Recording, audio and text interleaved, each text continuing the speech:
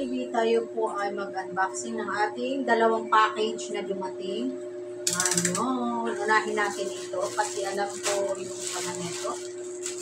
Ito ay, buksan natin.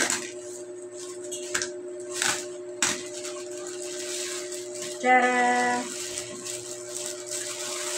Ito ay isang chinelas. Ang sabi nila sa chinelas na ito ay, ano daw?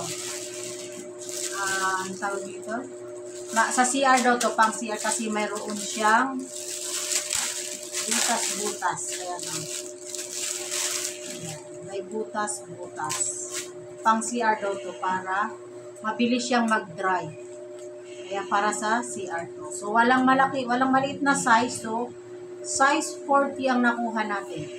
So okay lang pang CR naman, hindi naman to pang labas-labas. And then, ang next naman ay, ito. Next, ito. Buksan natin ito.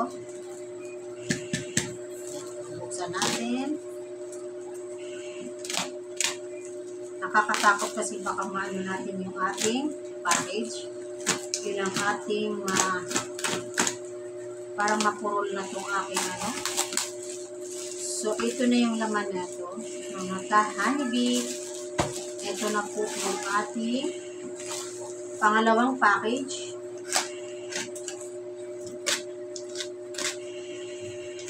Ito siya. And ito naman po ay Alibaba na type micro at iOS. So, kailangan po binibilang natin para rin sa securities natin. Pagka ito ay kulang, mayroon tayong ipapakita.